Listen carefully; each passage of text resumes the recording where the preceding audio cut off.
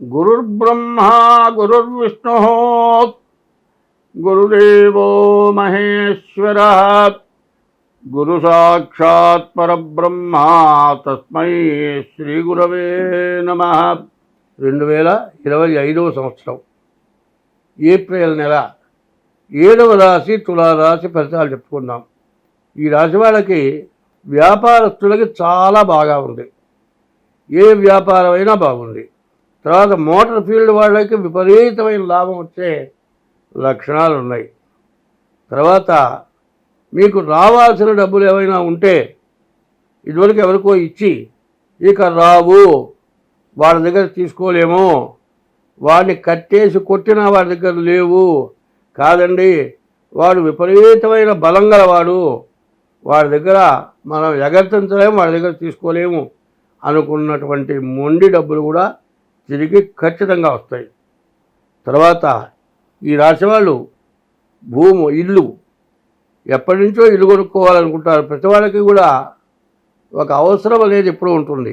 చదువు, తర్వాత ఉద్యోగం, తర్వాత వివాహం, తర్వాత ఇల్లు, ఇవి చాలా అవసరమైనవి. ఇల్లు కొనుక్కోవాలనుకునే వాళ్ళకి ఈసారి ఇల్లు మాత్రం ఖచ్చితంగా కొనుక్కోగలుగుతారు. అయితే ఈ రాశి వాళ్ళకి భృగు షట్క దోషం, ఈ శుక్రుడు 6 ఉండకూడదు. దీనివల్ల భార్యాభర్తలకు మాత్రం ఖచ్చితంగా ఎక్కడో చోట మాట భేదం వస్తుంది.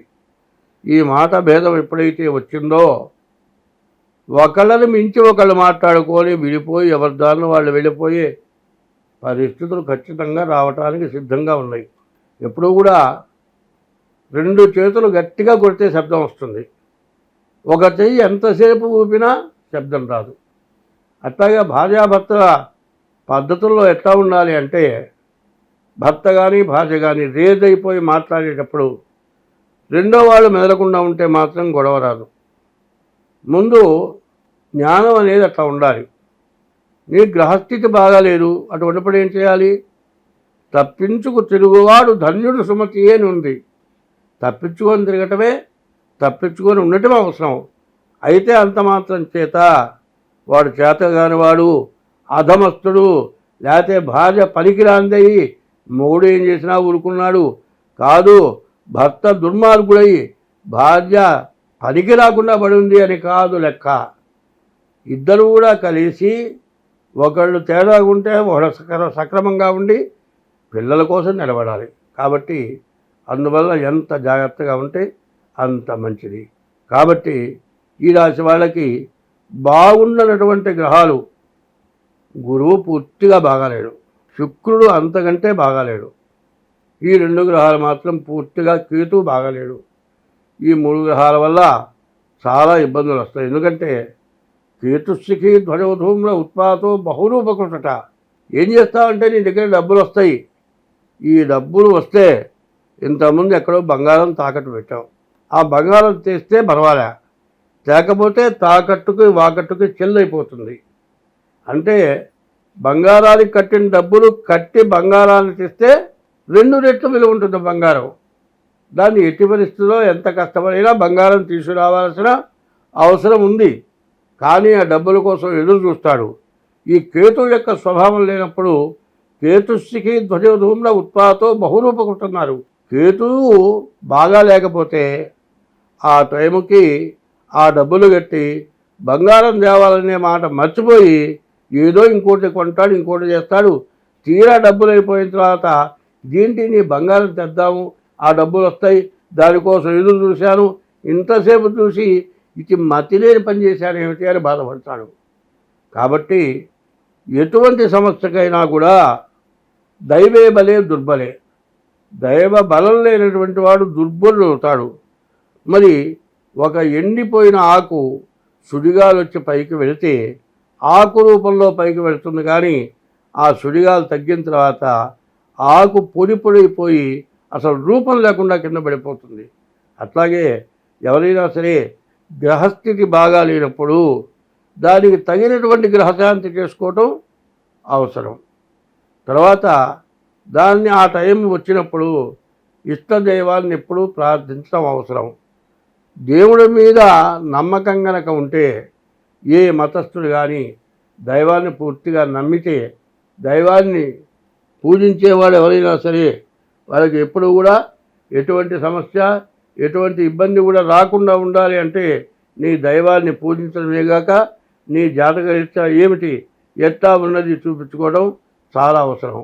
తర్వాత ఈ రాశి వాళ్ళు ఏమి చెయ్యాలి అనేది గుర్తుపెట్టుకోవాలి. ఎప్పుడు కూడా ప్రతిరోజు కూడా తన ఇష్టదైవం దగ్గరికి వెళ్ళాలి. చాలామంది ఏం చేస్తారంటే గుళ్ళోకి వెళ్తారు. దేవుడి గుళ్ళోకి ఎంత తొందరగా వెళ్తారంటే గుళ్ళోకి బయటికి వెళ్ళాల్సిన టైం దాకా తొందర ఉండదు. 8 గంటలకు వెళ్ళాలి. అప్పుడు లేచి స్నానం చేసి బయలుదేరుతారు. గబగబగబ పరిగెత్తు దానిలో రోడ్డు మీద నుంచొని దేవుడికి దండం పెడతాడు. 2 చేతులను చాలించి దండం పెట్టారండి. తలకాయ అట్ట ఊపి ముందుకు ఊపి దండం పెడతాడు. ఒక్కోడు ఏం చేస్తాడు, గుళ్ళో పోతాడు, పరిగెత్తు ఒక ప్రదక్షిణ చేస్తాడు, దేవుడికి దండం పెడతాడు, మళ్ళీ తిరిగి పరిగెత్తాడు. దేవాలయానికి వెళ్ళిన తర్వాత ఏం చేయాలి? కనీసం శివాలయానికి 11 ప్రదక్షిణాలు, విష్ణాలయానికి 3 ప్రదక్షిణాలు, నవగ్రహాలు 9 ప్రదక్షిణాలు. ఇవి చేసిన తర్వాత ఆ దేవుడి దగ్గర తీర్థం తీసుకున్న తర్వాత కనీసం ఒక 2 నిమిషాలైనా కూర్చొని బయలుదేరాలి. అది లేకుండా అక్కడ తొందరపడతాడు. మిగతా ఎక్కడైనా తొందర ఉండదు. నీవు చేసే ప్రతి పనికి తొందర లేదు. నీవు తినేటప్పుడు తింటావు, తీసుకెళ్ళి మళ్ళీ అక్కడ మధ్య టైంలో భోజనం కూడా తీసుకెళ్తావు. ఇన్ని తీసుకెళ్తావు కానీ గుళ్ళోకి పోవటానికి నీకు తొందర. అదే కాదండి, కన్న తల్లిదండ్రులని అన్నం పెట్టి చూడటానికి కూడా నీకు తొందర.